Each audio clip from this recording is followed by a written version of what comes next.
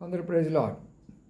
మరి ప్రభువు 30 సంవత్సరాలు ఎందుకు బయటకు రాలేదు అంటే, యూదా మతాచ ప్రకారం 30 సంవత్సరాలు వస్తేనే వాళ్ళు బయటకు వచ్చి బోధ చేయాలి.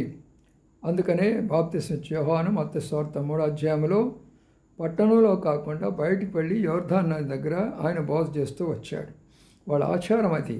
అప్పటి వరకు తల్లిదండ్రులకు లోబడి వాళ్ళు కార్పెంటర్ పని అనగా ఈ యొక్క మరి మన వాళ్ళు చేసేటటువంటి పని చేస్తూ ఉంటారు. వాళ్ళు ఈ యొక్క పనిని చేసుకుంటూ తల్లిదండ్రులకు లోబడుతూ మరి వారికి సహాయపడుతూ వచ్చాడు.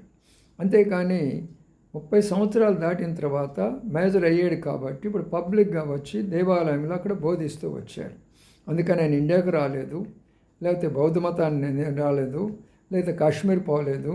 వీరేదో ఊహించినట్లుగా ఆయన లేడు. ఆయన అక్కడే ఉన్నాడని అక్కడ ఉన్న వాళ్ళందరూ